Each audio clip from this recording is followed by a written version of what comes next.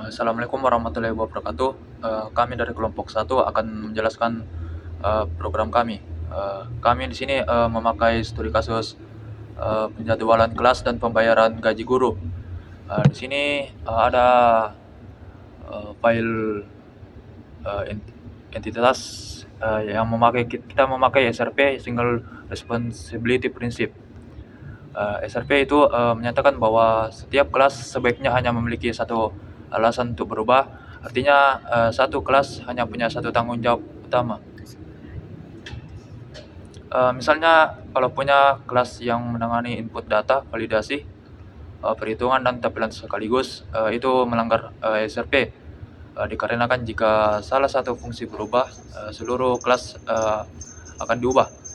Nah, SRP itu membantu kita membuat program yang modular, lebih mudah diuji dan tidak saling ketergantungan satu sama lain. Nah, di file entitas Python, di sini kita memakai dua kelas. Yang pertama ada course manager. Nah, di sini bertugas untuk mengelola kursus, dan kelas ini hanya fokus untuk menambahkan dan menampilkan kursus agar tidak ada logika gaji, user, dan database.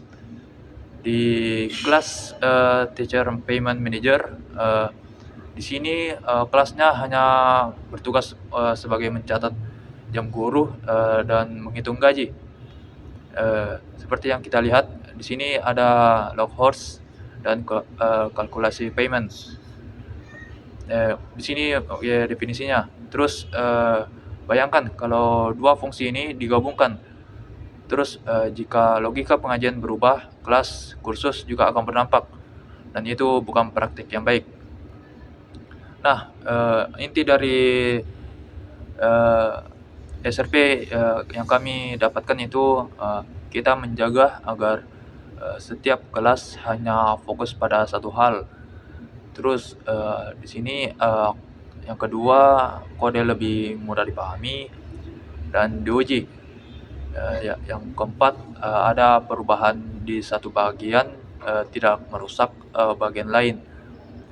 Nah, SRP adalah dasar dari prinsip-prinsip solid dan sangat penting untuk mulai membangun program yang sehat. Nah, pada kelas kursi manager, di sini kita memakai prinsip 3.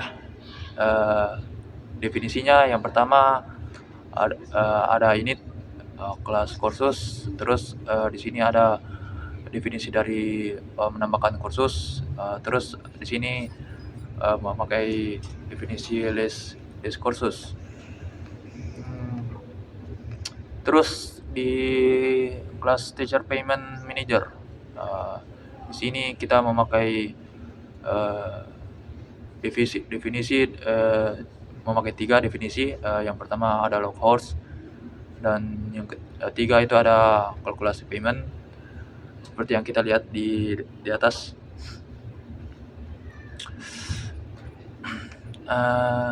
Dan kesimpulan dari pembahasan ini, yang pertama ada SRP itu adalah prinsip-prinsip dasar solid yang sangat penting untuk memulai membangun program yang sehat. Terus intinya menerapkan SRP itu kita menjaga agar setiap kelas hanya fokus pada satu hal.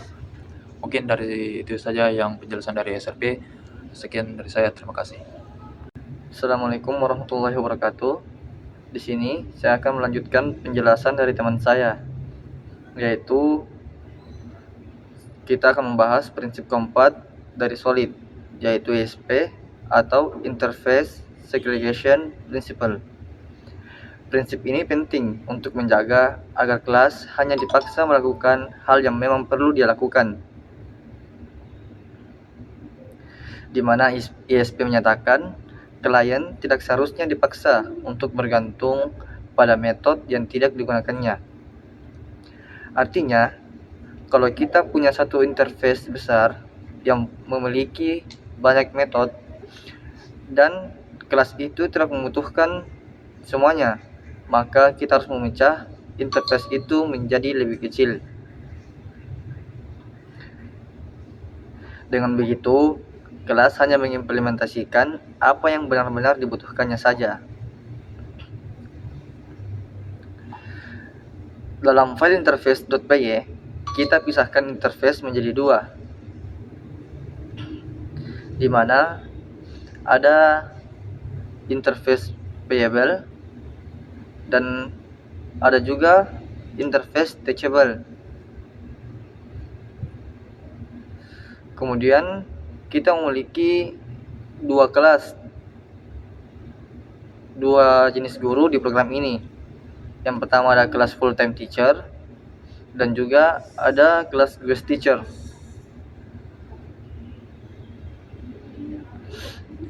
Kita bahas dari interface-nya dulu, di mana kelas payable itu mendefinisikan calculate salary.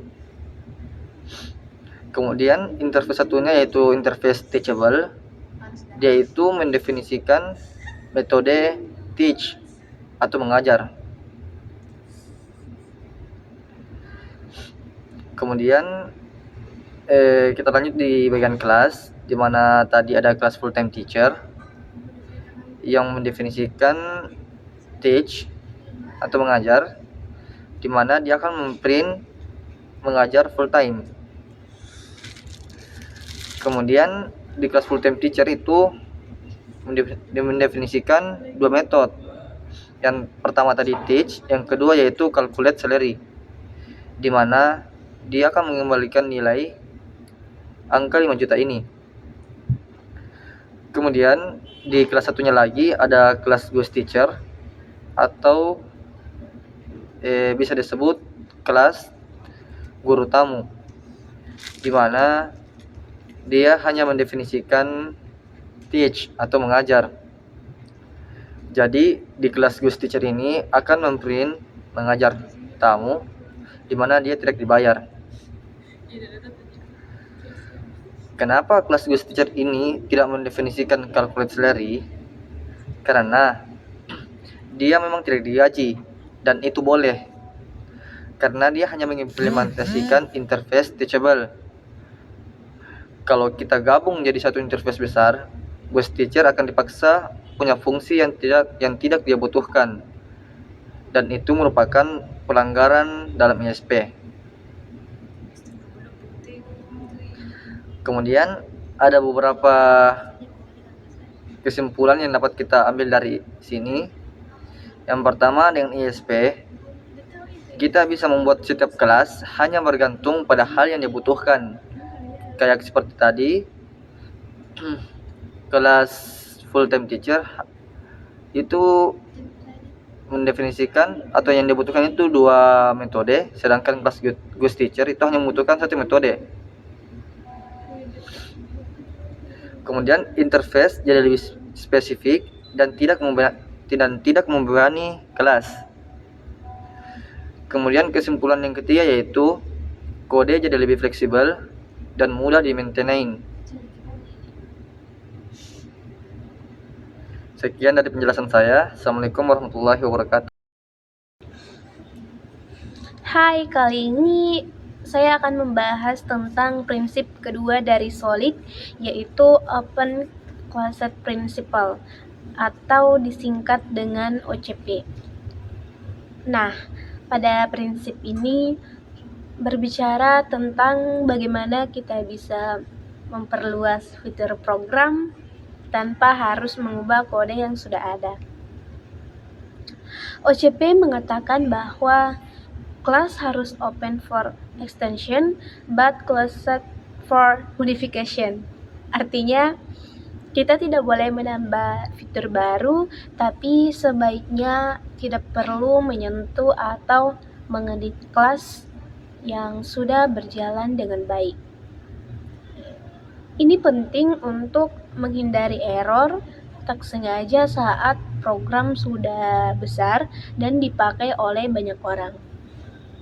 Solusinya adalah menggunakan konsep pewarisan polimorfisme, dan interface. Nah, di dalam program kita ini, OCP diterapkan di file payment.py. Kita punya kelas teacher untuk guru biasa, kelas bonus teacher untuk guru yang mendapatkan bonus jika rating mereka tinggi. Adapun kode program di kelompok saya itu kelas teacher, dev init, self name, horse dan horse red. Terus self name sama dengan name, self horse sama dengan horse, self red sama dengan red.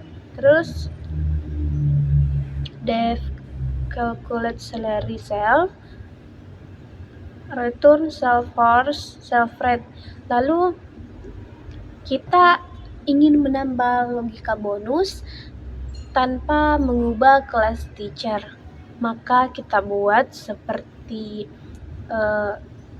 kelas bonus teacher, terus dalam kurung teacher, terus titik 2, kemudian dev init dalam kurung self name, horse, red, dan rating, tutup kurung, kemudian titik 2.